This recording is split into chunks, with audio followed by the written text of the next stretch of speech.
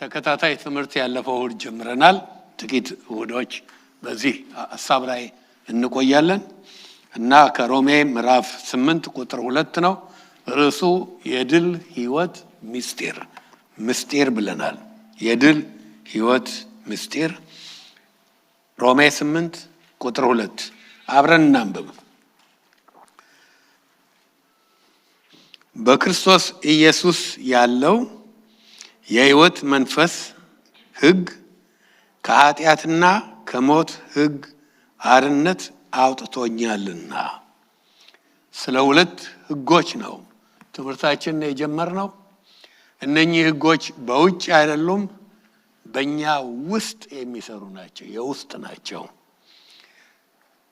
ይሄ ከነኚህ ሕጎች ውስጥ አንደኛው የሕይወት መንፈስ ሕግ ከኃጢአትና ከሞት ሕግ አርነት አውጥቶኛል፣ ነፃ ያወጣል። አንዱ በሌላው እንደሚሸነፍ የሚያሳይ ጥቅስ ነው።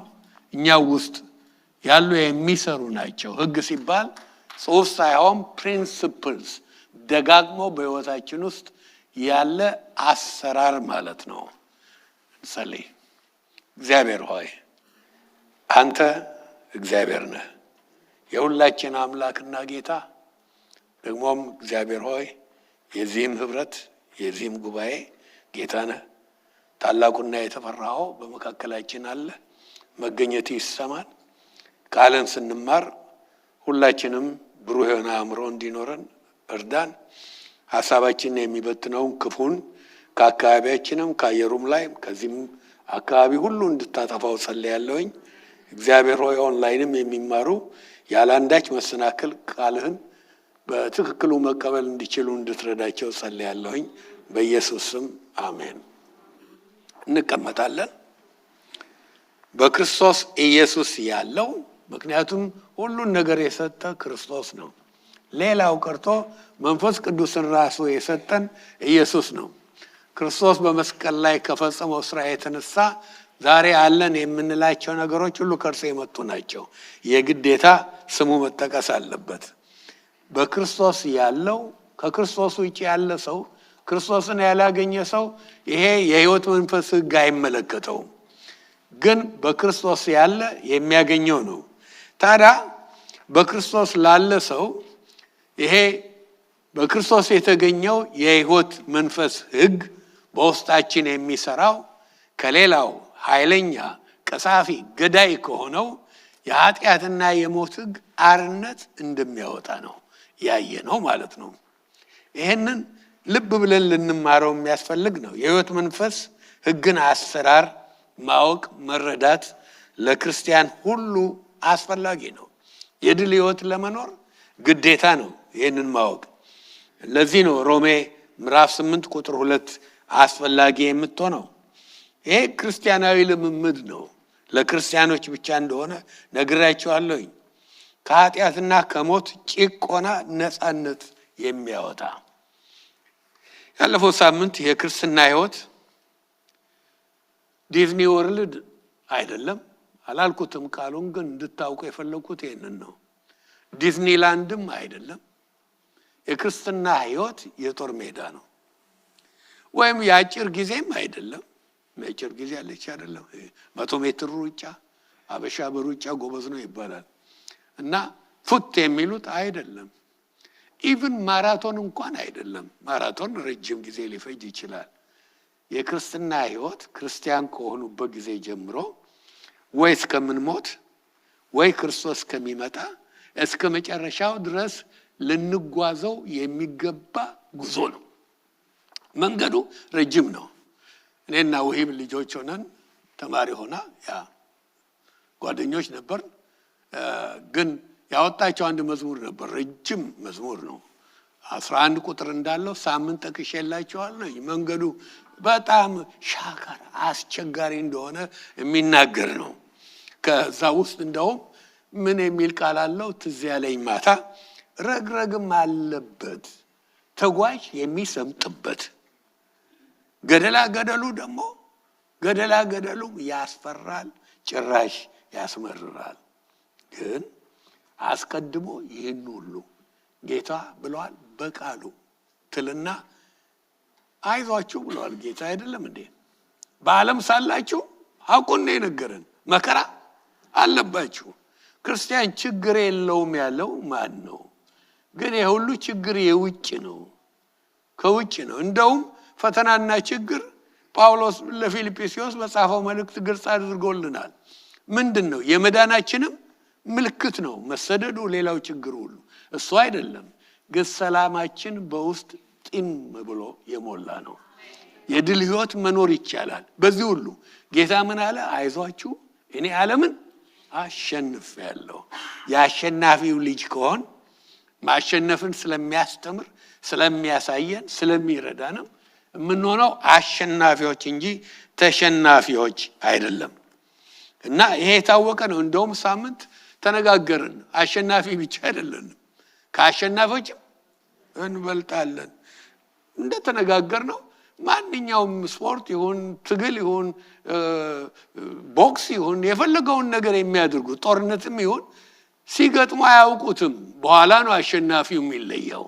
ክርስቲያኖች ግን የምንዋጋው ጦርነት ክርስቶስ ተዋግቶ ያሸነፈውን ስለሆነ አሸናፊው የታወቀ ስለሆነ የእርሱን ጦርነት ስለምንዋጋ አሸናፊነታችን አስቀድሞ የተወሰነ ነው። ለዚህ ነው ከአሸናፊዎች መብለጥ የምንችለው። ጦርነትም አለ፣ ትግል ችግር አለ። እንደውም 3 ጣምራ ጠላቶች እንዳሉን ተነጋግረናል። ክፉዎች የሆኑ ማለት ነው። ሰይጣን አሁን ጥሩ ነው ብሎ የሚያስባለ ይገርማል።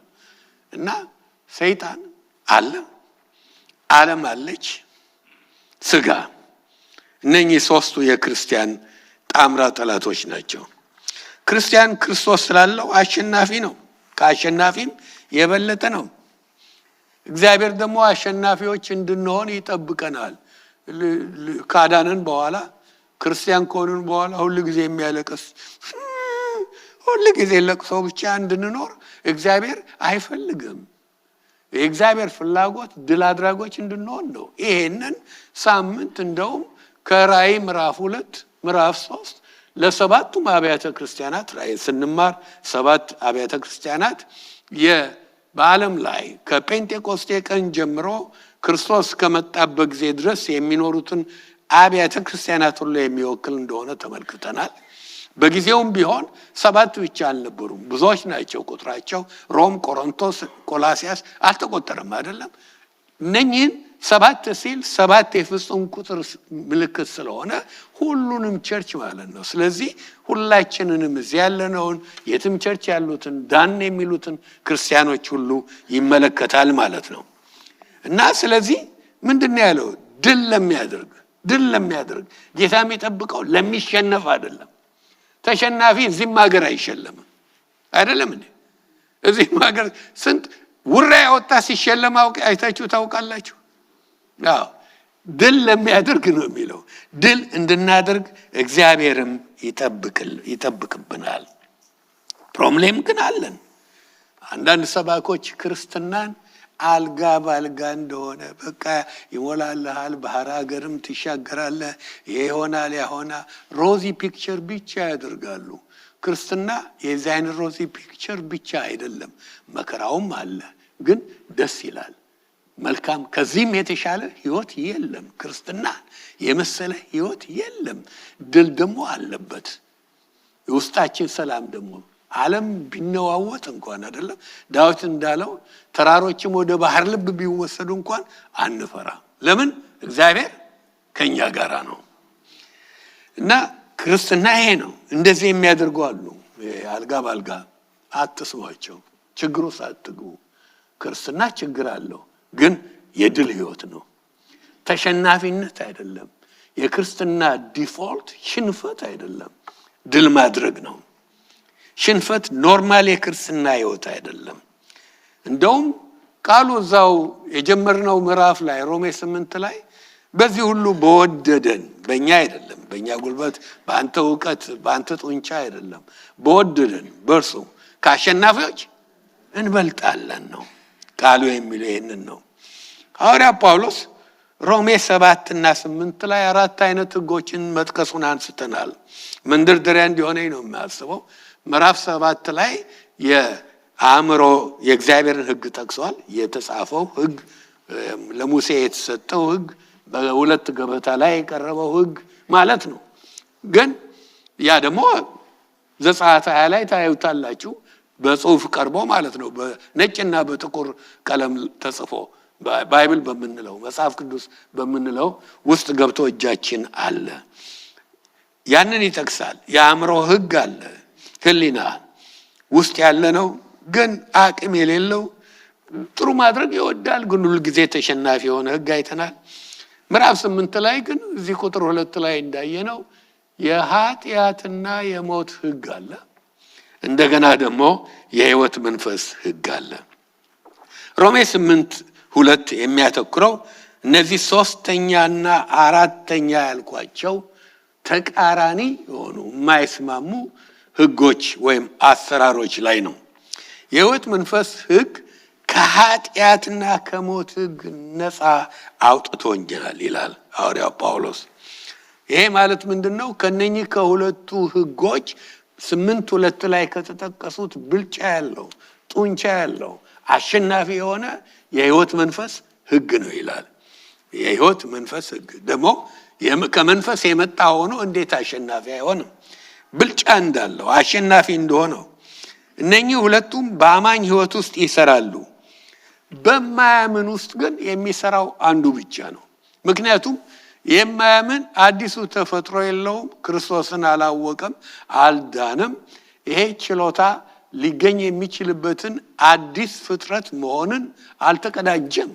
ይሄ ሁለተኛው ኔቸር የሚመጣው በክርስቶስ ኢየሱስ እናምን ነው እና ያ ስለሌለው በማያምን ሰው ሕይወት ውስጥ የነገሰው የሚቆጣጠረው የሚገዛው ዲፎልቱ የሰው ሁሉ ዲፎልት ነው፣ የኛም ዲፎልት ነው።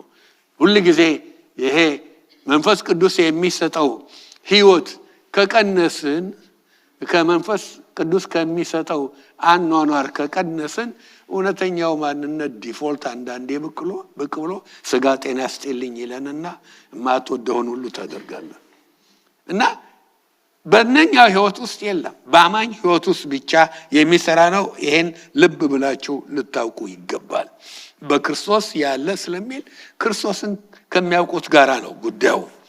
በክርስቶስ ኢየሱስ የተገኘው የሕይወት መንፈስ ሕግ ይሰራል በእኛው ውስጥ ከሞትና ከኃጢአት ሕግ ነፃ ያወጣል። ነፃ ያወጣል ማለት ያጠፋዋል፣ ይደመስሰዋል ማለት አይደለም። ይሄን ወቁ። የኃጢአትና የሞት ሕግ በክርስቶስ ተሽሯል። ክርስቶስ አሸንፎታል። የተሸነፈ ነገር ነው፣ አሸንፎልናል። ይሄ አዳማዊ ተፈጥሮ እንዳይገዛን ከዛ በላይ እንድንሆን አዲስ ተፈጥሮ ሰጥቶናል። ይሄ አዲሱ የድል የማድረግ ችሎታ ያለው ሕይወት ውስጣችን አለ። ግን ያኛው አልጠፋም። በሚያምን ሰው ሕይወት ውስጥ ሁለት አይነት ተፈጥሮ አለ። አዲሱ ሕይወት አለ፣ ደግሞ የአሮጌውም አለ። ያድሮ ያንና ያንን ያስደርግህ የነበረው ካቲካላ ቤት እዛኛው ቤት ያንቀሸቅሽ የነበረው አለ ካልተጠነቀቅን። ስለዚህ መግዛት ያለበት ማሸነፍ ያለበት አዲሱ ነው እና አሁን በአማኝ ሕይወት ውስጥ ይሄ አለ ማለት ነው። ስላለም ችግር እንዳይኖር እግዚአብሔር መንፈስ ቅዱስን ሰጥቶ ሕይወት እንዲሰጥ ሕይወት ሰጠን።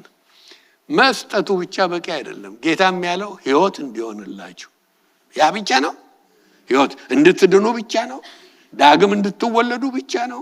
ጴንጤ ሆንኩኝ ብላችሁ እንድትኮሩ ብቻ ነው አይደለም። እንዲህ በዛላችሁ እንዲትረፈረፍ ሕይወት ከእናንተም አልፎ ለሌላው እንዲፈስ ማለት ነው እና እንዲህ በዛላችሁ መጣው ነው ያለው እና ሰው እግዚአብሔርም መንፈሱን ሰፍሮ አይሰጥም። ሰውም ደግሞ ለመቀበል ሞላ ቦታ የለኝም ሊል አይችልም። ይመስላችኋል? ሰው መንፈስን ለመቀበል አውቄ ነው መንፈስ ቅዱስ ያላልኩት። ሁለት አይነት መንፈስ አለ። መንፈስን ለመቀበል የሚችል ኮንቴነር ነው። ኮንቴነር ታውቃላችሁ? እቃ የሚሞላበት ሁሉ ነገር የሚሞላበት ኮንቴነር ነው ሰው። ኮንቴይነር ስለሆነ በቃኝ፣ ከዚህ በላይ የእግዚአብሔርን በረከት፣ ከዚህ በላይ ድል የሚሰጠውን የመንፈስ ቅዱስን ኃይል፣ ከዚህ በላይ በጣም ኃይለኛ የሚያደርገውን ጸጋ የሚያበዛውን ይህንን ሕግ መቀበል አልችልም፣ ሞላኝ፣ ያለችኝ ካፓሲቲ ይቺ ነች ማለት የሚችል የለም። ሰው እንኳን ለመንፈስ ቅዱስ ቀርቶ ወደ ወንጌል ልወስዳችሁ ነው። ወንጌል ውስጥ በምትሄዱ ጊዜ ማርቆስ 5:11-14 ስታነቡ ሰውየው ውስጥ አጋንንት ነበረ። ከክርስቶስ ሲገናኝ አጋንንት መቆም አይችልም። ጮኸ፣ ወጣ ተባለ፣ ወጣ እና ስንት ነህ ይባላል? ሌጊዮን ነኝ አለ። አንድ የሮማ ሌጊዮን ስንት ወታደሮች እንዳሉበት ታውቃላችሁ? ሌጊዮን ጭፍራ ማለት ነው። አንድ የሮማ ሌጊዮን ከ5,000 እስከ 6,000 የሚቆጠር ጭፍራ ወታደር አለበት። ይሄ ሁሉ ወታደር ኳስ ሜዳ እንኳን የማይበቃው የት ውስጥ ነው? አንድ ሰው ውስጥ ነው። ኮንቴይነር ነው። ብዙ ቦታ እንዳለው ሰው ታውቃላችሁ። ለርኩሱ ይሄን አክልማ ካለው የእግዚአብሔር የሆነውን ለመቀበል ጥበት የለው። አንተ ነህ ያነቀ ወይንም ደግሞ ወስፋትህ ምን ልበለው በሀገራችን እንደሚባለው ከኛ ነው ማለት ነው ችግሩ። እና ሰፊ ቦታ አለ። አማኝ የእግዚአብሔር መንፈስ የሚሰጠውን ዘዌ ለመቀበል ዘዌ ህይወት ማለት ነው እና ጥበት ወይም አነስተኛ ነገር የለውም ማለት ነው።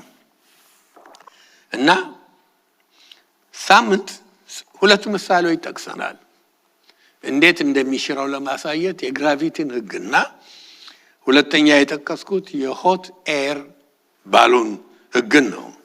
አየር ሲሞቅ ያው እንደሚቀል ወደ ላይ እንደሚወጣ ታውቃላችሁ።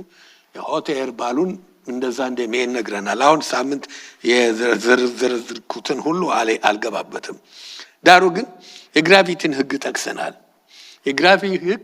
የግራቪቲ ህግ አለ፣ ይሰራል እኮ። ብትጸልዩ አይጠፋም አይደለም እንዴ? ብትዛመዱትም ብታሞግሱትም ገራም አይሆንም። ሁሉ ጊዜ ስበት አለ።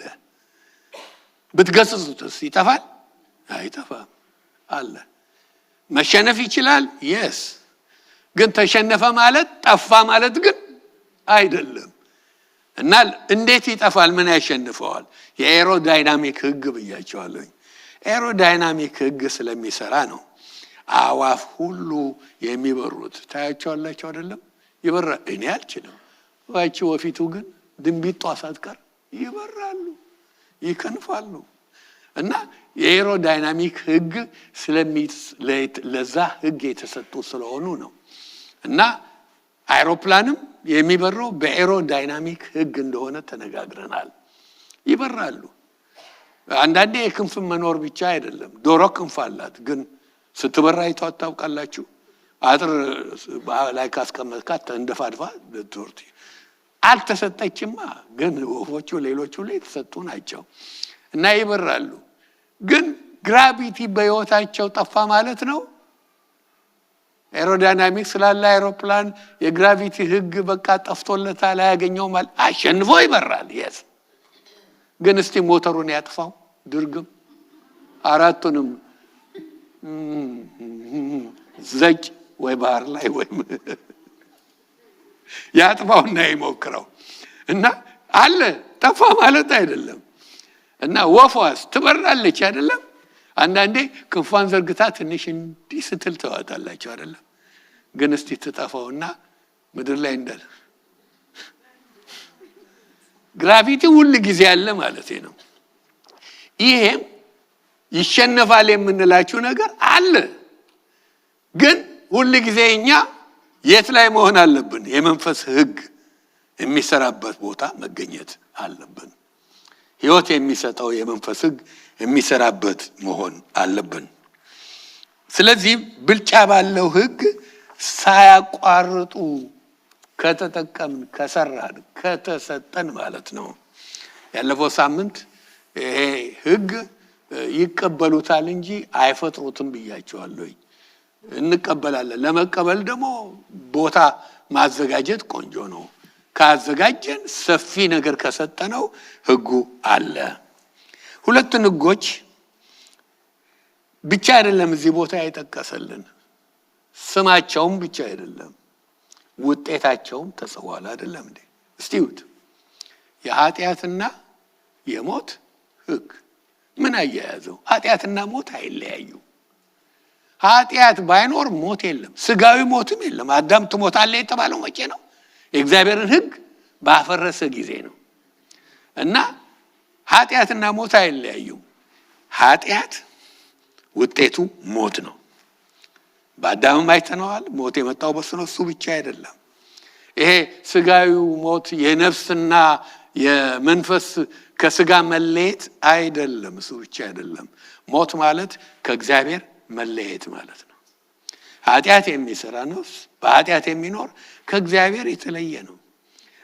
ትንሣኤ ያላገኘ ክርስቶስን ያላገኘ ህይወት መጽሐፍ ቅዱስ ቅምጥሊቱ ያቺ ቅምጥሊቱ በህይወት እያለች የሞተች ነች ይላል። ስም አለ ሞተህማል ይላል። አልተለቀሰልህም እንጂ ያልዳነ ሰው ግባ መሬት አልተባለም እንጂ ሙሾ አልወጣም እንጂ ደረት አልተደቃም እንጂ የሞተ ነው። ሬሳ ብቻ ነው። ህይወት የሚገኘው በክርስቶስ ነው አይደለም እንዴ? እና ሞት ከእግዚአብሔር መለየት ነው። እንደውም በዚህ ህይወት ብቻ አይደለም።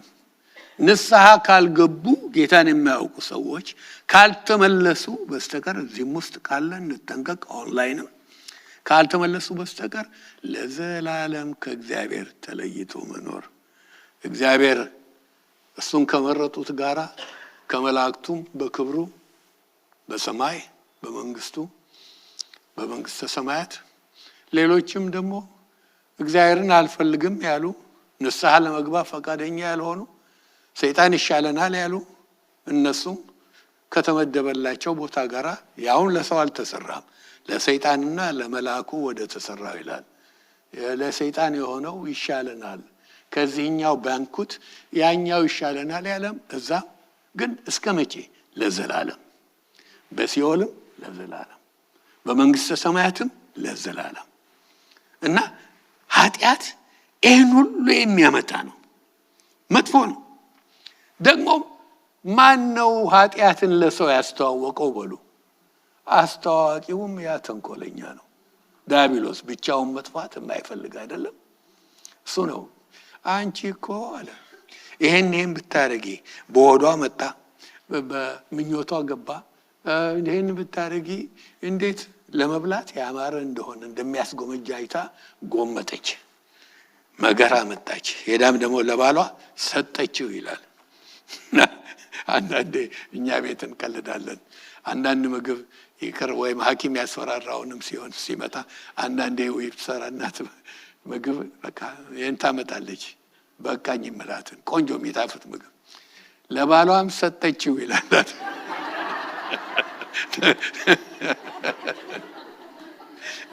አመጣ ሰጠችው፣ አዳምም ጎመተ። ያው ጌታ ኢየሱስ በመስቀል ላይ በሰራው ስራ ግን ይሄ ሁሉ ተሻለ። አዲስ ነገር ተበጀ። ድነት ይቻላል፣ ድነናል፣ የጌታ መሆን እንችላለን። ዲያብሎስ በእኛ ላይ ምንም ኃይል እንዳይኖረው ማድረግ እንችላለን። ከሁሉም ደግሞ መንፈስ ቅዱስ የሚሰጠው ዘዌ፣ ስለ ዘዌ ነግሬያቸዋለሁ። ገና በሰፊው ብዙ እናነሳዋለን። እና በህይወታችን ሁሉ መኖር ይችላል። ያ ሲሆን ያ መጥፎ ጨቋኙ ህግ የኃጢአትና የሞት ህግ እንዲሸነፍ ያደርጋል። ጌታን ስንቀበል የተቀበልነው ህይወት ይህንን ህይወት ሙሉ በሙሉ ይሄ የኃጢአትና የሞት ህግ የሚለውን አያጠፋም። ኦልሬዲ ነግሬያቸዋለሁ። እዛ አለ፣ ግን አሸንፈነው መኖር አለብን። አኮስሰነው መኖር አለብን። ሁለት ተፈጥሮ ነው ክርስቲያን ያለው ነግሬያቸዋለሁ። አሮጌው አለ፣ ሁለቱም በእኛ ውስጥ ነው። እንደውም ሐዋርያው ጳውሎስ ለገላትያ ሰዎች ሲጽፍ ምዕራፍ 5 ላይ ስጋ በመንፈስ ላይ ስጋ ሲል ይህንን ሰውነት ማለቱ አይደለም። በእኛ የሚኖር አዳማዊ ተፈጥሮ ኃጢአታዊ ተፈጥሮ ማለት ነው። ያ ውስጣችን አለ። ይሄ ስጋ በመንፈስ ላይ መንፈስም ደግሞ በስጋ ላይ ይመኛልና እነዚህ እርስ በርሳቸው ይቃወማሉ፣ መስማማት አይቻሉም። አይችሉም። ሽርክ መባባል አይችሉም። ተያይዘው አብረው መኖር አይችሉም። አንዱ አሸናፊ ሌላው ተሸናፊ መሆን አለበት፣ ግዴታ ነው። ማን ነው የሚያሸንፈው? አንተ የመረጥከው፣ አንቺ የመረጥሽው ነው። አንድ ኔቲቭ ኢንዲያን ዳንና ወደ ሚሽነሪው ሄደ። ሁለት ውሻዎች ውስጥ ይታገላሉ አለ። አንዱ ነጭ ውሻ ነው አለ፣ አንዱ ጥቁር ውሻ ነው አስቀያሚ አለ። ትግል አለ አለ። በኋላ ሚሽነሪው ምን ጠየቀው? ማን ያሸንፋል አለው። እሱማ እኔ ያልኩት ያዝ ቦቢ አሸን በርታ ያልኩት ያሸንፋል አለ። ይኸው ክርስቲያን ሁለት ተፈጥሮ አለው። አዲሱ አለ፣ አሮጌው አለ። አዲሱ ማሸነፍ የሚችለው ወይም መንፈስ ቅዱስ የሚሰጠውም ሕግ በውስጣችን የሚሰራው እኛ ስንለው ነው። መንፈሳዊውን ሰው አዲሱን ሰው የሚያዳብር የሚያጎለምስ ነገር 5 ዲሲፕሊኖች ይሁኑ፣ ቸርች መምጣት፣ ፌሎሺፕ ማድረግ፣ ጸሎት፣ ስብሰባ መገኘት፣ የሚጠቅም ነገር መንፈሳዊ ህይወታችንን የሚያደርግ የቅዱሳን ህብረት፣ መታዘዝ፣ ይሄ ያወፍረዋል። ጠቃሚ ነገሮች አሉ። አይ ደግሞ ቁጭ ብዬ ዩቱብ ላይ ተጥጄለዋል ካለ ደግሞ ሲጠጣ እንደውም ሌላ ነገር እንዲያስብ ስጋ ሁሉ እንጣጥ እንዲል የሚያደርግ አይደለም እንዴ? ሲያረግ ይውላል። ማንን የቀለብከው? የቀለብከው ያሸንፋል። ያዳብርከው ያሸንፋል። ያከሳኸው ይሸነፋል። መንፈሳዊውን ሰው ካከሳ ስጋ እንደነገሰ ነው። ቸችጋን ትመጣለህ። ግን ስጋ እንደነገሰ እንዳሸነፈ ይኖራል። ሁለቱ ተፈጥሮች ያሉ ናቸው። ክርስትና የድል ህይወት ነው እና የፈቀድነው ስለሚያሸንፍ የኛ ፈቃድ የተጨመረበት ያሸንፋል።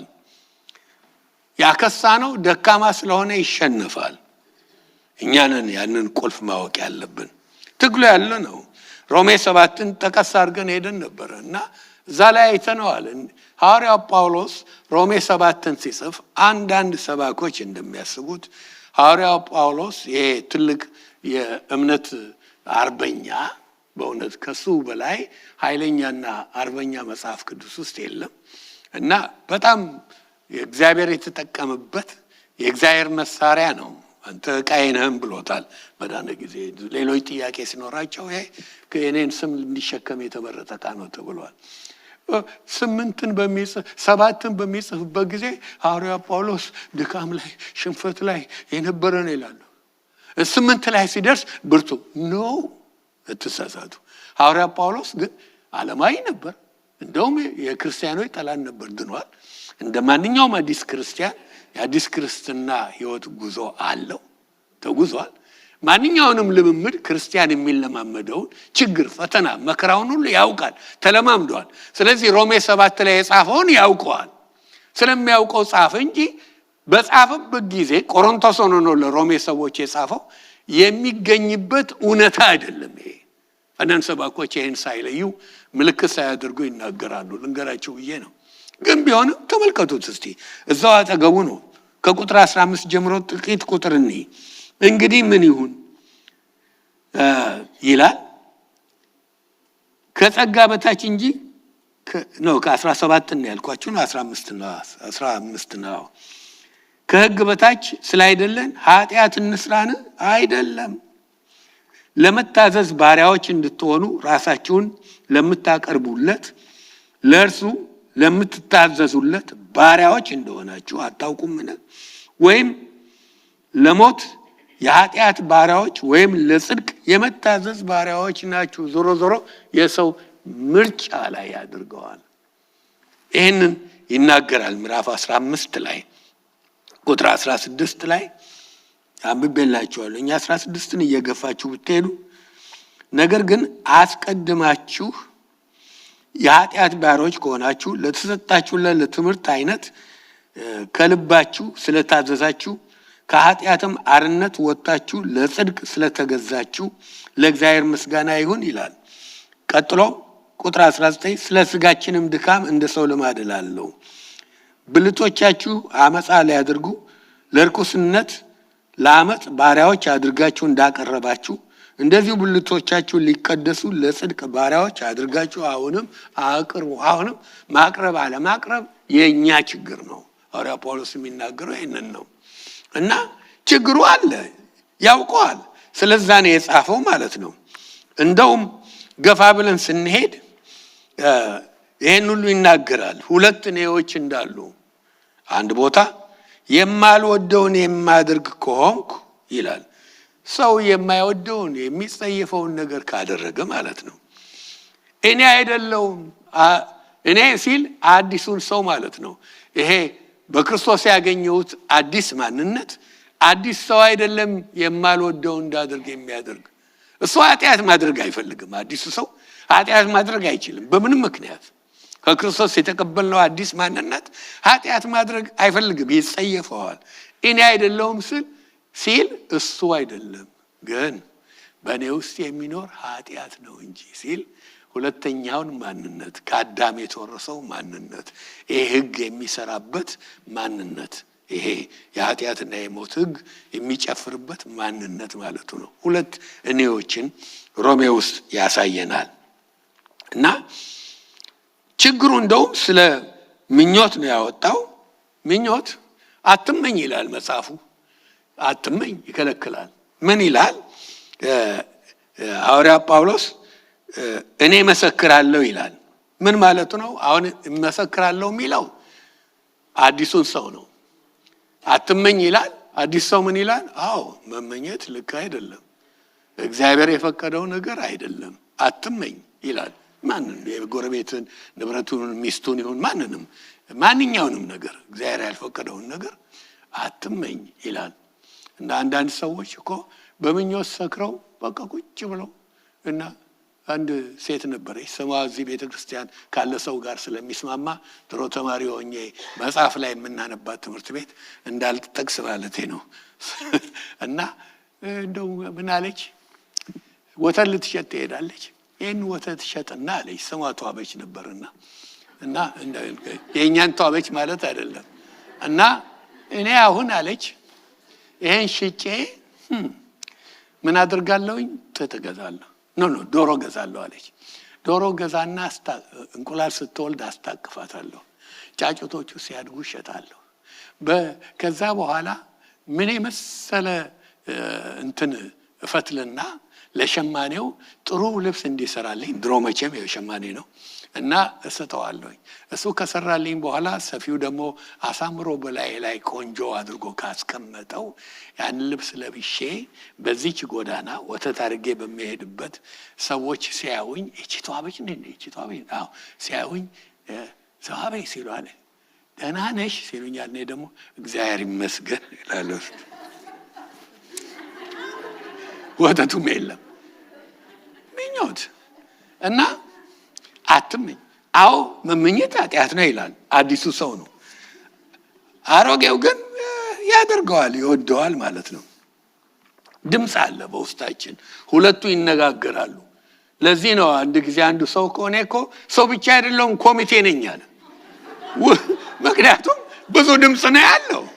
አድርግ ይሄ ጥሩ ነው ይላል፣ ያኛው ይሄ እርፍና ነው ሞደርንነት ነው ይላል፣ ያኛው ዳሬ ዓለማዊነት ነው ሬ ጌት ይላል። ኮሚቴ ማለት ይሄ ነው። እና እኔ አይደለሁም ይላል። እኔ አይደለሁም ሲል ሽምጥጥ አድርጎ መካዱ አይደለም። ሁለት እኔ ስላለ አዲሱ ሰው አይደለሁኝም። ኃጢአት የሚወደው ውስጥ ያለው አዳማዊ ተፈጥሮ ነው ማለቱ ነው። ማን ያደረገው? በውስጣችን ያለው ይሄ እዚህ ቦታ የተጠቀሰው የኃጢአትና የሞት ሕግ ያሸነፈው ማለት ነው። እሱ ነው እንዳየነው ከቁጥር 18 እስከ 22 እስከ ብታነቡት አሁን አልሄድበትም ጊዜ ለመቆጠብ። በአሮጌው ተፈጥሮ በጎ ነገር የለም። ታያላችሁ ስትሄዱ አሮጌው መልካም ይመኛል፣ ጥሩ ነገር ነው የሚመኘው። ግን በጎ ነገር ምን ነው? በአሮጌው ተፈጥሮ ማለት ነው። አሮጌው ተፈጥሮ ውስጥ መልካም ነገር የለም። አዲሱ ላይ አይደለም፣ አሳስቻችሁ እንዳይሆን። በአሮጌው ተፈጥሮ ምንም መልካም ነገር የለም። ለዚህ ነው ሮሜ 8 ላይ ቁጥር 5 እንደ ስጋ ፈቃድ እንደ አዳማዊው ተፈጥሮ ማለት ነው የሚኖሩ የስጋን ነገር ብቻ ያስባል። ያው ሲነጋም የስጋ ነገር፣ ሲመሽም የስጋ ነገር፣ ቀትርም የስጋ ነገር፣ ወደፊትም ሲያስቡ የስጋ ነገር፣ ለዛሬ ዓመትም ምኞታቸው የስጋ ነገር እና ይሄ እንደ ስጋ ፈቃድ የሚኖሩ ይላል። እንደ መንፈስ ፈቃድ የሚኖሩ ግን ይላል ሁለት አይነት ኑሮ አለ። የስጋ ኑሮ አለ፣ የመንፈስ ኑሮ አለ። አሁንም ምርጫው የማን ነው? እኛ ላይ ነው፣ ሰው ላይ ነው ማለት ነው። እና ፈቃድ አለኝና ይላል መልካሙን ግን ማድረግ የለኝም። አሁን ደግሞ ስለ አዲሱ ተፈጥሮ ነው የሚናገረው። ፈቃድ አለው አዲሱ ተፈጥሮ።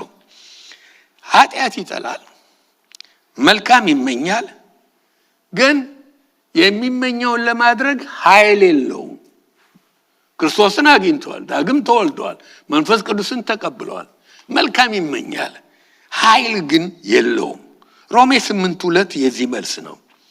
በአሮጌው መልካም የለም፣ በአዲሱ ግን ደግሞ ኃይል የለም። ይሄን ሁለቱን አትርሱ። አሮጌው ውስጥ ጥሩ ነገር የሚባል የለም፣ አዲሱ ውስጥ ደግሞ ብዙ መልካም ምኞት አለ፣ መልካም የማድረግ ፍላጎት አለው፣ ኃይል ግን የለም። በቅድስና ለመኖር ይመኛል። አዲሱ ውስጣችን ያለው አይደለም። እኔ ቅድስና ይሄንን ትቼ ከዚህ ጊዜ ለጌታ ብቻ ኖሬ ጌታን ለማገልገል ይመኛል። እኔ መዘምራን ውስጥ ገብቼ አምልኮ ቡድን ውስጥ ገብቼ እኔ አሁን ጌታን ማገልገል ፈልጋል።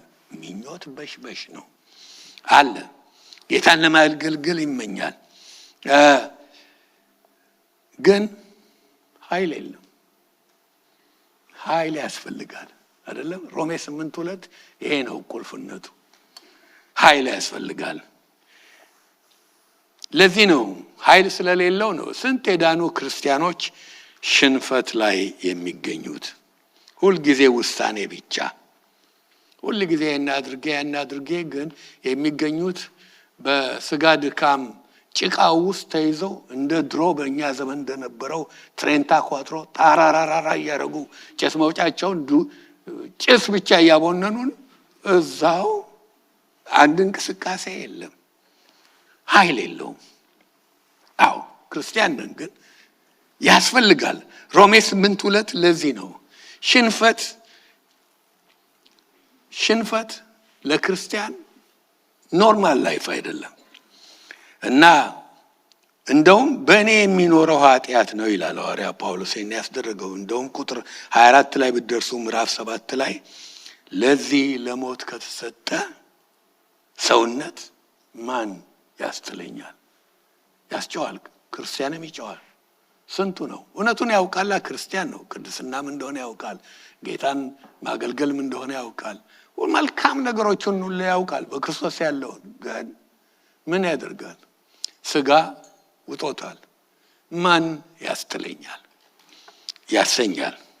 ግን ቁጥር 25 ላይ ስታዩ ቁጥር 24 ላይ ብሎ ይጠቁማል መፍትሄውን። ይህን ሁሉ ለማድረግ የሚችለውን በክርስቶስ ድል እንዳለ ምስጋና ለእርሱ ይሁን ብሎ ይነግረናል። እንደ ክርስቲያን ለሆኑት አንስጋ፣ በክርስቶስ ላሉት ይላል ቁጥር 1 ላይ ኩነኔ የለባቸው። አሁን ግን ይሄ ትግል አለ። ሁለቱ ውስጣችን ይሰራል። ይሄ ህግ በክርስቶስ ኢየሱስ ያለው የህይወት መንፈስ ህግ ይሄንን ክፉን ደካማ እንድንሆን ሽንፈት እንድንኖር የሚያደርገውን የኃጢአትና የሞት ህግ ያስወግደዋል። አርነት እንወጣለን ይላል።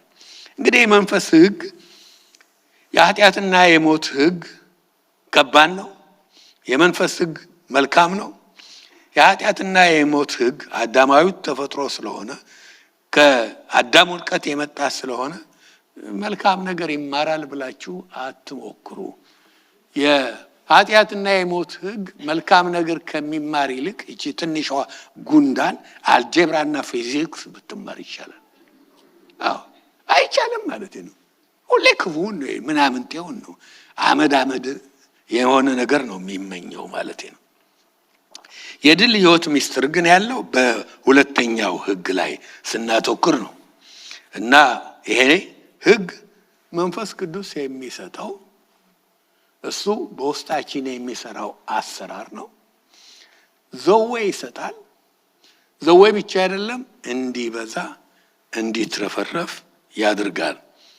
በኋላ እና እንደገና ነገ የሚቀጥለው ሳምንትም እናየዋለን። ሰው ትራይፓርታይት ነው። ትራይፓርታይት ማለት 3 ማንነት ነው ያለው። መንፈስ ስጋ ነው። መንፈስ ነፍስ ስጋ ነው። ገልብጡት። መገልበጥ የፈለኩት አንዳንዶች መንፈስ ነን ብለው የሚሉ አሉ። ስጋ ነፍስም መንፈስም ነው። 3 መሆኑ ብቻ ነው እንጂ ብርቅነቱ እነኛ የሚያስተምሩትን ነገር ሁሉ አይደለም። መንፈስ ነን አመንም እንዲሆነናል ደግሞ በዚህ ስንት ነገር አለ። እግዚአብሔር ብቻ ይጠብቅ እንጂ የኢትዮጵያ ቤተክርስቲያንም ውስጧ የገባው አተላ በጣም ብዙ ነው እና አተላ ነው ይሁሉ እና ትራይፓርታይት ነው። አዲሱ ይሄ የመንፈስ ሕግ በሰው ማንነት ሁሉ ዘልቆ መሄድ የሚችል ስጋን ለስጋችን ብዙ ነገር መስጠት ይችላል። ለነፍሳችን ብዙ ነገር፣ ለመንፈሳችንም ሁሉንም መሙላት የሚችል ነው። እንደ እግዚአብሔር ፈቃድ እንድንኖር ኃይል ይሰጠናል። ይህ ሕግ በመሰረቱ ስለ ሕይወት ማለት ዘላለማዊ ሕይወት ይመለከታል። ስለ ተረፈረፈ ሕይወት ይናገራል። አዲስ ፍጥረት የሆንበትን፣ ዳግም የተወለድንበትን፣ ኃይል የተቀበልንበትን፣ በመንፈስ የተሞላንበትን፣ የቅድስና ሕይወት የኖርንበትን፣ የመንፈስ ፍሬ በሕይወታችን ውስጥ የተገለጸበትን ይህን ሁሉ ይመለከታል። 8:2 በጣም በጣም ጠቃሚ ጥቅስ ነው። ገና ጀመርን፣ ጥቂት እሁዶች እንሄዳለን። በጣም ረጅምም አይደለም። ዞሮ ዞሮ ግን እናጠቃለሁ። ቾይስ ነው። የሰው ቾይስ ጉዳይ ነው። የኛ ምርጫ ጉዳይ ነው። የክርስቲያኖች ምርጫ ጉዳይ ነው። ይሄ ደግሞ አዲስ አይደለም። ኤደን ገነት ውስጥ እንኳን ኃጢአት ከመግባቱ በፊትም የነበረው ምንድነው ብላችሁ ብትመረምሩ ቾይስ ነው። አይመስላችሁም? እግዚአብሔር የሕይወት ዛፍን ገነት አደረገና በገነት ካሉ ዛፎች ሁሉ ትበላለህ። ይሄ ደግሞ የሕይወት ዛፍ ዘዌ የሚሰጥ ዛፍ። እግዚአብሔር አዳምን ዘላለማዊ አድርጎ ነው የፈጠረው። በዛ ላይ ደግሞ ሕይወት እንዲትረፈረፍለት ጠዋት ተነስቶ ከሕይወት ዛፍ ብቻ እየጎመጠ መብላት፣ ሕይወት በሕይወት መሆን ነው የሰጠው። አንድ ዛፍ ግን አስቀመጠና እቺ ደግሞ መልካምና ክፉ የምታሳውቅ ዛፍ ተጠንቀቅ፣ ከዚህ በበላ ጊዜ ትሞታለህ። ማስጠንቀቂያ። 2 አለ። ምርጫ የማነው? የሰው ነው። ሰው ግን ዲያብሎስ መጣ፣ በሆዱ ደረሰ፣ በምኞቱ ገባና ገለበጠው። እንደውም ሰውን መገልበጥ ትልቁ ፍላጎቱ ነበር።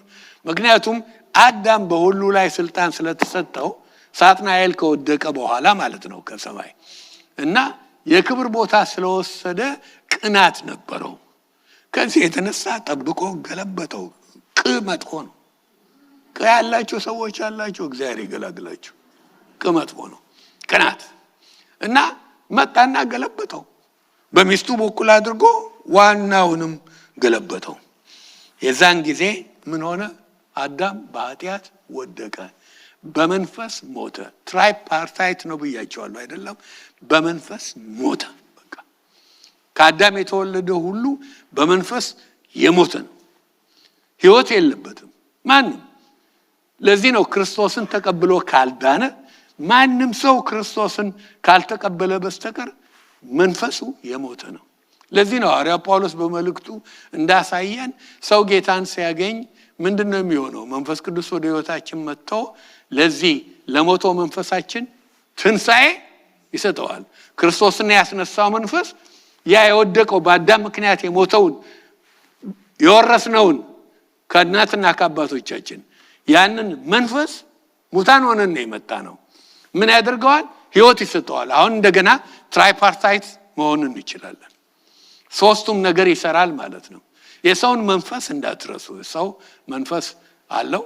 ግን እኔ አሁን ማወራው ከእግዚአብሔር እስትንፋስ ስለመጣ እግዚአብሔር ሰውን እፍ ሲልበት ዘፍጥረት 2:7 ላይ እንደተጻፈው ሕያው ነፍስ ሆነ የሚለውን ማለት ነው። እና ከእግዚአብሔር የመጣው ክፍል አለ። ያ ፈረሰ። አንድ ቤት አሁን የአዳምን ውድቀት ታሪካዊ ነገር እናምጣውና ሳምንት ትንሽ ቀጥለን አንጨርሰውም፣ ሰዓቱ እየሄደ ነው፣ እንገፋበታለን። ሰውን በቤት ብንመስለው ስንት ነው ሰው ብያቸዋለሁ? 3ነት ነው ያለው አይደለም? ለምን ግራውንድ +2 ቤት ምሳሌያችን አናደርገው? ስንት 3 ፎቅ ነው ያለው አይደለም? የምድሩ ቤት፣ የመካከለኛው ቤት አንድ ስዕል ያወጣልናል። ተመልከቱት፣ ተጽፏል። ከላይ ያለው ቤት ምንድነው ብለናል? መንፈስ ነው። መንፈስ ሰው ነው በሉ። ይሄንን ሰው ነው ከውድቀት በፊት። መካከል ላይ ያለው ምንድነው? ነፍስ ነው። መጨረሻው ምንድነው? የሁሉን የተሸከመው ስጋ ነው። ስለ እያንዳንዱ ወለል ወይም ፍሎር አንድ ባንድ ትንሽ ልንገራችሁ። ስለ ሁለቱ ህጎች እንዲገባን ይሄንን መረዳት በጣም አስፈላጊ ነው። ፈርስት ፍሎር የመጀመሪያው ቤት የመሰልነው በስጋ ነው። የተፈጠረው ስጋ። የምድሩ ቤት አንድ ወጥ ነው። አንድ ወጥ ማለት ክፍል የለውም። በቃ ሜዳ ነው። ውስጡ ብትገቡ በበሩ በኩል አንድ ወጥ ነው። ሁለቱም ፎቆች ተሸክመዋል። ያው ትራይፓርታይት ነው። ሰው ነፍስ ነው፣ መንፈስ ነው፣ ስጋ ነው። ተሸክመዋል። አንዳንዴ ይንገደገዳል። ሲንገደገድ የፎቁን ቤት ይንቀጠቀጣል። ችግር አለ። ተሸክመዋል።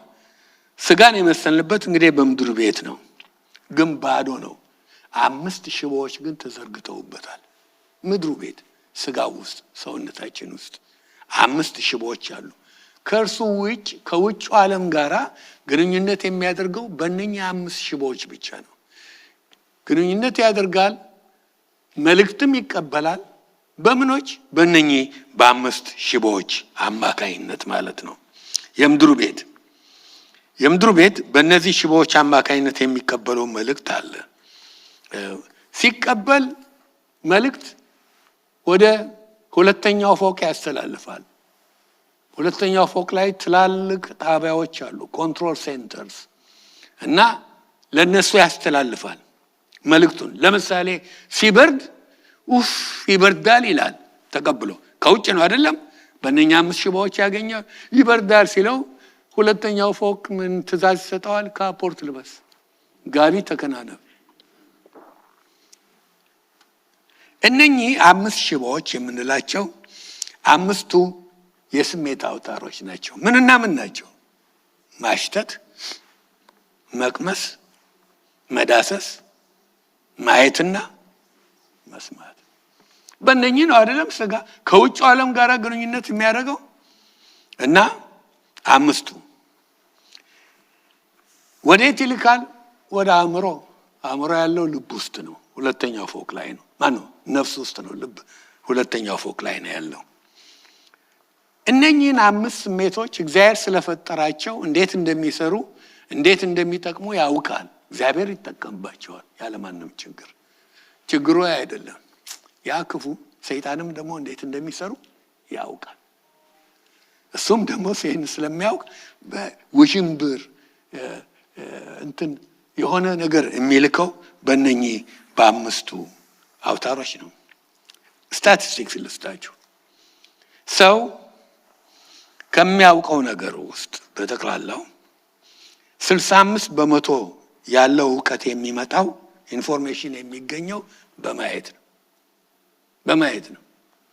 65%። ይሄ ለአደልት ነው። ልጆች ከሆኑ 80% ይሆናል። በማየት ነው። ለዚህ ነው ሰዎች ፈረንጆች ናቸው የሚሉት ከ1000 ቃላት አንድ ፒክቸር አይደለም እንዴ ይበልጣል የሚታይ ምን ዘበዝበው ሳይሆን። ለዚህ ነው ማየት የበለጠ ስለሆነ ለአዋቂም ለልጆች። ወደኛ ከሚመጡት ደግሞ ሁለተኛ 65 ከሆነ ስንት ይቀረናል? ከ100% 35 ይቀራል አይደለም? ከምድሩ ቤት ሁለተኛው ፎቅ ወደ ነፍሳችን ከሚመጡት መልእክቶች ውስጥ 25% የሚሆኑትን የምናገኘው በመስማት ነው። በመስማት በጆሮ ነው ማለት ነው። ስንት ፐርሰንት ቀረን? 25 እና 65 ሲደመር 10%። 10% ለሶስቱ ማለት ነው። መቅመስ፣ መዳሰስ፣ ማሽተት እና ሰይጣንም አሰራራቸውን ያውቃል። ተመልከቱ እስቲ 65% ላይ እስቲ ያተኩሩ። ያንን የአምላክ ጉብል ያንን ጦረኛ ዳዊትን እንዴት አንከባለለው። ወጣና ባልኮኒው ላይ አየ ይላል። መልእክት ገባ፣ አስተላለፈ፣ አስጠራታል አይደለም እንዴ? ሰይጣን እንዴት እንደሚጠቀም ያውቃል። ማየት so powerful። የምታየው ነገሮች ሁሉ ግሳንግሱ ቆሻሻው ነገር ፓወር ነው። አላደረኩትም አየው ነ እየተቀረጸ እኮ ነው፣ እየሰራ ነው፣ ውስጥ ዘር እየዘራ ነው፣ ይበቅላል፣ ዛፍ ይሆናል፣ እንደውም ጫካ። አዎ እና እንዴት እንደሆነ ማለት ነው። በአዲስ ኪዳንም ቢሆን ወደ ሴት ያየ የተመኘም ካየ ምኞቱም ይመጣል። ሰይጣን ይሄ እንዴት እንደሚሰራ ያውቃል። በማየት መልካም አለ፣ በማየት ክፉም አለ። ሌሎቹንማ ስሜቶች እንዴት እንደሚጠቀም ጊዜ ይፈጅብኛል እንጂ ባብራራላችሁ ችግር ነው። ለምሳሌ መዳሰስን ውሰዱ። ማየቱ ይህን ካመጣማ መዳሰሱ የስንቶችን የአእምሮ ቮልቴጅ ያፈነዳ ነው አይደለም እንዴ? መዳሰስ ከደረስክ ፈነዳ። ጠላት የእነዚህን የስሜት አውታሮች አጠቃቀም ያውቃል። እግዚአብሔር ብቻ አይደለም። የምድሩ ቤት የመንፈስ ቁጥጥር ስር ሆኖ ዘዌ ካልበዛለት፣ የህይወት መንፈስ ህግ ካልሰለጠነበት ችግር ነው። ህጉ እንዲሰራ መሰጠት አለበት። ሁለተኛው ፎቅ ቶሎ ልሄድላችሁና እዚሁ ላይ በዚሁ ሐሳብ እናቆማለን። ጥቂት ጨምሬበት ሁለተኛው ፎቅ ነፍስ የሚለውን ነው። ጽሑፉ ላይ ብታዩት ነፍስ ይላል። ነፍስ 3 ክፍሎች አሉት። እንደ ምድሩ ቤት ሽቦ ብቻ አይደለም፣ አንድ ወጣ አይደለም። 3ቱ ክፍሎች አንዳንዶች 4 ያደርጉታል። ግን ምንና ምን ናቸው ብትሉ አእምሮ አለ፣ ታላቁ አእምሮ፣ ልብ አለ፣ ኢሞሽን፣ ህሊና ጨምረው ነው 4 የሚያደርጉት። ግን 3 የሚያደርጉት ፈቃድ ነው። ፈቃድ ምን አልኩኝ? ልብ፣ አእምሮ፣ ፈቃድ። 3ቱ ዋና ጣቢያዎች፣ የሚያስፈልጉ ነገሮች። እግዚአብሔር እንዴት እንደሚሰሩ ያውቃል። ግን እግዚአብሔር ብቻ አይደለም፣ ሰይጣንም ያውቃቸዋል። ለዚህ ነው የሚጠቀምባቸው። 4 የሚያደርጉት ህሊናን ጨምረው ነው አንዳንዶች። ስለዚህ ክፍሎች አሉ። እነዚህን ክፍሎች ሁለተኛው ፎቅ የተቆጣጠረ ሰውን ሙሉ በሙሉ ተቆጣጥሯል። በቃ አለቀ። እነኚህ ሁለቱን የተቆጣጠረ በእነኚህ የነገሰ የገነነ በቃ እኛነታችን ላይ ገነዋል። ይሄ ነው እንግዲህ። የትኛው ነው? እነኚህን የሚቆጣጠር ማን ነው? የእግዚአብሔር የሆነው የክርስቶስ የሆነው የመንፈስ ቅዱስ የሆነው መንፈስ ቅዱስ የሚሰጠው አሰራር ዘዌ በስቶ ነው ወይስ ሌላው የሚቆጣጠረን? ሶስተኛው ፎቅ መንፈስ ነው። መንፈስ ሰው ከእግዚአብሔር የተቀበለው እፍ ሲል የተቀበለው ነገር ነው። ከእግዚአብሔር የመጣ ነው። መንፈስ መጽሐፍ ቅዱስ የነፍስ ብርሃን እንደሆነች ይናገራል። ሰዎች ብቻ ነው ያላቸው። በጎች የላቸውም፣ አህዮች የላቸውም፣ ድመቶች የላቸውም። እግዚአብሔር እፍ ብሎባቸዋል። እግዚአብሔር እፍ ያለው በአዳም ብቻ ነው አይደለም? ስለዚህ ሰው ብቻ ነው ትራይፓርታይት። እነኛ ነፍስ አላቸው፣ በጎች፣ ዶሮዎች ግን ስጋ አላቸው። እንደው እየበላ ነው አስቸግረናል አይደለም እንዴ? እና መንፈስ ግን የላቸውም። ሰው ብቻ ነው ያለው። ወደ ሰው መንፈስ መምጣት የሚችለው እግዚአብሔር ብቻ ነው። ዲያብሎስ የፈለገው ኃይለኛ ቢሆን ወደ ሰው መንፈስ መምጣት አይችልም። ወደ ሰው ነፍስ መምጣት በጆሮአችን ወሬ ለማውራት ክርስቲያን ከሆነን ማለት ነው እና ሹክ ሊል ይችላል። ወደ መንፈሳችን መግባት አይችልም። ወደ እግዚአብሔር የእግዚአብሔር መንፈስ ግን ያው ከእግዚአብሔር የመጣው ነገር አምልኮም እውነተኛ አምልኮ ይሄ ውዝዋዜና ሽብሸባ አይደለም፣ ግን አለበት ውስጡ እውነተኛ አምልኮ። ይሄ የኛ ከእግዚአብሔር የተቀበልነውን የኛ ክፍል ከእግዚአብሔር ጋራ ከእግዚአብሔር መንፈስ ጋር ኮሚኒኬት ሲያደርግ እሱ ሲዳስሰን ሲነካን ነው። እሱ ሲዳስስ ሲነካ ሌላው ነገር እግርም አርፎ ላይ ይቀመጥ ይችላል፣ እጅም አብሮ ላይ ይቀመጥ ይችላል። እና ትልቁ ነገር ያ ነው ሚስጥሩ አምልኮ። ያ እንዲነካ ማድረግ ነው። እግዚአብሔር ፊት ሲዳስሰን ሲሰማን ይታወቃል። ደግሞ አይደለም እንዴ? ይታወቃል። ምንም መንጫጫትም መዝለልም አያስፈልግም። ሲዳስሰን ይታወቃል። አዎ ካዘለለ ደግሞ ዝለሉ። መዝለል መልካም ነው። መንፈስ ቅዱስን ተሞልቶ እንቁራሪት እንኳን ውሃ ውስጥ ሳትኖር አትጮህ አይደለም እንዴ? ትጮሃለች። ንገሩኝ እስቲ አውጥታችሁ ሜዳ ላይ አድርጓት። ውሃ ላይ እስክትደርስ ድረስ ስራዋን ነው የምትሰራው። ቶሎ ወደ ውሃው ስትገባ ግን ኳ ውስጥ ሆኖ ነው አይደለም እንዴ? እንደው ዝም ብሎ አይደለም መጮህ፣ ውስጥ ሆኖ ነው። እና ምን ሆነ ብትሉ ሰው ይሄንን ቤት ሶስቱም ነግሬያቸዋለሁኝ። ሰውን ይሄንን ቤት ዲያብሎስ አሁንም የነፍሳችን ጠላት አየና ራዳሩን አስተካክሎ የት እንደሚመታ ለይቶ ምን አደረገ? ሚሳይሉን ወረወረ። ቡም! ምን ሆነ? ዳሜጅ አሴስሜንት እናደርግ። ዳሜጅ አሴስሜንት ስናደርግ ምንድን ነው የሆነው? አምጣ ሁለተኛውን ይሁት። የትኛው ፎቅ ነው የወደቀ? የሶስተኛው ፎቅ በመንፈስ የመሰል ነው ወደቀ። የት ወደቀ? ሁለተኛው ፎቅ ስለ ያሳየም እንጂ ውስጡ ሁሉ በቃ ሁለተኛው ፎቅ ብዙ የወዳደቀ ነገር አለ እና የተሰነጣጠቀ ነገር አለ። ውስጡ ብትገቡ ወደዚህ ውስጥ ሁለተኛው ፎቁም ላይ ዳሜጅ አለ። ግን የፈረሰው የወደቀው የሞተው መንፈስ ነው። የሰው መንፈስ ሞተ እና ይሄ ችግር መጣ። ዳግም ባልተወለደ ሰው ህይወት የወደቀ መንፈስ ነው። ያልዳነ ሰው ሁሉ የሞተ መንፈስ ነው ያለው። አይኖርም፣ ሞቷል በቃ። ይሄ ነው ክርስቶስን ወደ ምድር ያመጣው። ሥጋ እንዲለብስ በብሉይ የተነገሩት ትንቢቶች ሁሉ እንዲተነበዩ ከድንግል ማርያም ተወልዶ ክርስቶስ በመካከላችን 33 ተኩል ዓመታት ኖሮ ተራምዶ ምሳሌነትም ሰጥቶ መጨረሻ ላይ ዕዳችንን ተሸክሞ በመስቀል ላይ የሞተው እኛን መልሶ ይህንን ቤት መልሶ እንደነበረ ለማድረግ ነው። ይሄ ነው አድርጓል። ይሄንን ክርስቶስ አድርጓል። እስቲ መልስልን ያንን ቤቱ እንደ ትንሣኤ አለ። ሰው ሁሉ ተነስተዋል ማለት ትችላላችሁ? ክርስቶስ አድርጎታል፣ ፈጽመዋል። እስር ቤት ያሉትን ሁሉ ሰዎች አሁን ተፈታችኋል፣ ነፃ ናችሁ ብላችሁ ብትሉ ሰዎች ያንን አዋጅ ሰምተው ከእስር ቤቱ ካልወጡ ተስማምቶኛል ብለው ከቀሩ እስረኞች ናቸው። ክርስቶስ ግን ፈጽሞታል። ቤቱን አድሰው ሕይወት መንፈስ። ይሄ ሕይወት መንፈስ ለመንፈስ ቅዱስ ስንሰጠው መንፈስ ቅዱስ የሚሰራበት አሰራር አለ። ፕሪንሲፕል ተብሏል። ለዛ ስናሰፋ ዘዌ ይበዛልናል። ያለፈው ሳምንት በግሪኩ ቋንቋ ሕይወት የሚለው እንደ አማርኛው እንደ እንግሊዝኛው አንድ አይደለም። 3 ቃል እንዳለና ዝርዝር ሰጥቻቸዋለሁ፣ አልደግመም። ባዮስ አለ፣ የምድራዊ ስጋዊ ፊዚካል ስለሆነ ሕይወት ነው የሚናገረው። ቀጥሎ ሱቼ አለ። ሱቼ ሳይኮሎጂካል ስለሆነ የሰው ማንነትና ሕይወት የሚናገር ነው። ዘዌ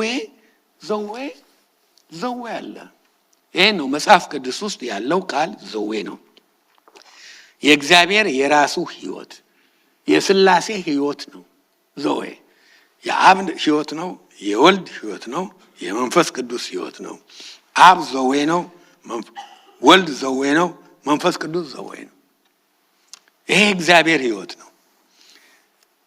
ያቺ ወርቃማ ጥቅስ የምትለው እኮ ግሪኩን ሄዳችሁ ብታዩ በእርሱ የሚያምኑ ሁሉ የዘላለም ሕይወት እንዲኖራቸው እንጂ እንዳይጠፉ እግዚአብሔር አንድያ ልጁን እስኪሰጥ ድረስ ዓለሙን እንዲወደዋልና ነው አይደለም። ግን ጥቅሱ የሚለው በግሪኩ በእርሱ የሚያምኑ ሁሉ ዘዌ እንዲኖራቸው የዘላለም ሕይወት ነው አይደለም። የእግዚአብሔር ሕይወት ዘዌ እንዲኖራቸው እግዚአብሔር ለዓለም ሁሉ ልጁን ሰጥቷል ይላል። ዘዌ ነው። የዘዌ ሕይወት እንዲገባን እግዚአብሔር በመጀመሪያ የሰው ዘር ገና ሲበቅል ሲፈጠር የነበረውን ፍላጎት ነካ ላድርግላችሁ፣ አልቆይም። ለአዳም የሰጠው ዘዌ ላይፍ ነው፣ ዘላለማዊ የማይጠፋ ነው እና እፍ ሲልበት ያገኘው ዘዌ ነው። የእግዚአብሔር እስትንፋስ የእግዚአብሔር ሕልውና አዳም ውስጥ ሲገባ ያ ሆነ። ሁለተኛ አዳም ውስጥ የገባው ዘዌ ላይፍ የአዳምን አንድ የህይወት ክፍል ብቻ አይደለም የነካው፣ ህይወትን ሙሉ ነው። ያልተነካ ክፍል የለውም። ሰው ትራይፓርታይት ነው ብያቸዋለሁ አይደለም? ሁሉንም ነካው። ሶስቱም ክፍል ውስጥ ዘዌ ገባ፣ ተዳረሰ። ያልተነካ ነገር የለም። ሶስተኛም አእምሮውን፣ ሴሉን፣ ማንነቱን ሁሉ ስለተነካ ዘዌ አዳምን ኢንቴሊጀንት እንዲሆን አደረገው። አዳም ደሜ አይደለም፣ ኢንቴሊጀንስ ነበረው። በጊዜው የማይገመት ለፍጥረታት ሁሉ ስም ማውጣት እኮ ትልቅ ኢንቴሊጀንስ ይጠይቃል አይመስላችሁ? አዎ፣ ዘዌ ነካው ነበረ። ሌላ ዘዌ ላይፍ የአዳምን የሰውነት ክፍሉን ስለነካ ስለዳሰሰው አዳም ጤነኛ ነበር። ቆረጠኝ፣ ፈለጠኝ፣ ረገጠኝ አያውቅም አይደለም እንዴ? ጤነኛ ነው። እና ዘዌ በብዛት ነበረው። ወጋኝ የለም፣ ፈለጠኝ የለም። እንዴት ያለ ህይወት ነበር! አሁን እኛ ያስቸገረን እሱ ነው አይደለም? በጣም ደግሞ አፒራንሱን ስንመለከት ሞገስ የሞላበት ሰው ራቁቱን እኮ ነው፣ ግን ያው ሞገስ ስላለው አይሰማው አይደለም እንዴ? ችግር የመጣው መቼ ነው? ኃጢአት ሲሰራ አይደለም እንዴ? ራቁትነቱን ያወቀው። ዘዌ ሁሉን ነገር ሸፍኖለት ነበር። ዘዌ እንደ ክብር ብርሃን ሞገስ ሆኖ ኃጢአት ሲያደርግ ከእርሱ ወጣ። ለዚህ ነው ሰዎች ዛሬም ኃጢአት ሲሰሩ ዘዌ ላይፍ ከነርሱ ሊጠፋ የሚችለው። ዘዌ ላይፍ ሁልጊዜ ጎድ ኮንሽስነስ ይሰጣል፣ እግዚአብሔርን ብቻ እንድናስብ። ፍሌሽ ኮንሽስነስ የዚህ የሁለተኛው የህይወትና የመንፈስ ህግ አሰራር ሲጎድል ነው ሁልጊዜ ስለ እግዚአብሔር የማያስብ የሚያደርገው። እና ጋድ ኮንሽስነስ ነበረው። ከጌታ ጋር እንደውም ይነጋገር ነበረ ሁልጊዜ። ሌላ አለ ብሎ ጋድ ኮንሽስ ስለሆነ ሲሄድም ያነጋግረው ጌታን ነው። ጌታ ደግሞ ሁሉ ቦታ ስላለ ያነጋግረው ነበረ። ያው ታውቃላችሁ፣ አሁን ያ ሁሉ ቀረ። ቤቱ ሲፈርስ ቅድም እንዳየ ነው። ኢንቴሌክቱ ጠፋ፣ ለበሽታ ለሞት ተገዥ ሆነ።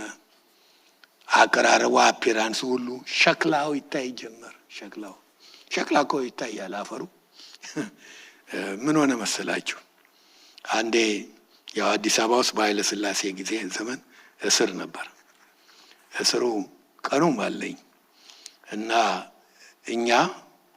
እኔ ወይም ጥቂት ሰዎች ያለንበት አንዳንዶች መሪዎች የነበርነው መርካቶ ታሰርን፣ 4ኛ ፖሊስ ጣቢያ። እኛ እስር ቤት እያለን ቀኑ ነሐሴ 1464 ዓመተ ምህረት ነው። ልጆች ነን፣ ተማሪዎች ነን። ተማሪ ሆነን ነው እኛ የእግዚአብሔርን ስራ የሰራ ነው። ነሐሴ 21 ደግሞ ናዝሬት ትምህርት ቤት አጠገብ ያለውን ዘጉ። ወሰዷቸውና በብዛት የወሰዱ በማክጭ ነው፣ ከናዝሬት ነው። እኛ ፖሊስ ጣቢያ ነን። በእኛ ሳምንት ማለት ነው። አሁን ከርቸሌ ሄዱና ቤተክርስቲያን ሁላችንም እንተዋወቃለን አይደለም እንዴ? ልብሳችን አውልቀን አንተዋወቅም። ልብሳችሁን አውልቁ ተባለ። የፈላ በርሜል ሙሉ አቀረቡና ቱሃንና ተባዩ ቅጫሙ ቅማሉ እንዲጠፋ አይደለም። ኢትዮጵያ ያለ ጦረኞች ናቸው እነኚህ ሁሉ አይደለም፣ ታግማሹ ታንከኞች ናቸው። እና እነኚህ ሁሉ እንዲጠፉ ልብስ አውልቆ መጨመር፣ ጸጉርም ተላይተዋል። እና የሁሉ ልብስ ሁሉም ራቁቱን ነው። ሴቱም እዛ ማዶ ወንድ ተያይቶ አያውቁም። አንድ ወደ ጌታ ሄደ ኖርዝ ካሮላይና የነበረ ክርስቲያን ነበር፣ ፈቃዱ አስራት የምንለው። ወይ ጉድ! ለካ የሸዋ መኳንን ሰው የሚመስለው ልብስ ሲለብስ ነው።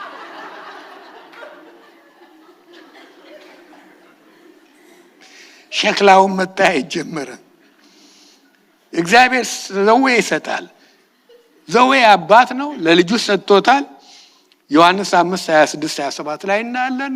ክርስቶስ ደግሞ በመንፈስ ቅዱስ አማካይነት ለኛ ሰጥቶናል። መስጠት ብቻ አይደለም። ዮሐንስ 10:10 ላይ እንዳለው ሰይጣን የሚመጣው ለምንድን ነው አለ? ለምንድን ነው? ሊያርድ፣ ሊገድል፣ ሊያጠፋ። እኔ ግን ሕይወት እንዲሆንላችሁ፣ ዘዌ እንዲሆንላችሁ። በቃ የሆነው እንዲበዛላችሁም መጣሁ ይላል። ሮሜ 8:2 ይህን ምስጢር የምንረዳበት ነው። በውስጣችን ይሰራል እና ችሎታው አለን። መንፈስ ቅዱስ እንደፈለገው ብዙዎች እኮ አለን አውቃለሁ። የመንፈስ ቅዱስ ግን ያደረግነው ጢሰኛ ነው እንጂ ፕሬዚዳንት አይደለም። በህይወታችን ውስጥ ፕሬዚዳንት ሲሆን እንደፈለገው ህጉ ሶስቱም ክፍል ሲሰራ አሁን ያልኩት ሁሉ ዘው የሚሰራው ነገር በህይወታችን ይሰራል። እንጸልያለን። 12 ደቂቃ አልፌያለሁ ከኖርማሉ ታይም። እግዚአብሔር ሆይ እናመሰግናለን ስለሰጠህን ጊዜ፣ ስለ ቃልህ፣ ስለነበረን ነገር ሁሉ ክብር ላንተ እንሰጣለን። አሁንም እግዚአብሔር ሆይ የተማርነውን ሰይጣን እንዳይሰርቀው ከዚህ ስንወጣ በመንገድ ላይ እንደወደቀው ዘር ወይም ወፎች መጥተው እንደለቀሙት ዘር እንዳይሆን እግዚአብሔር ሆይ ወይም በእሾህ መካከል እንደተዘራው እንዳይሆን እርዳን፣ ባርከን።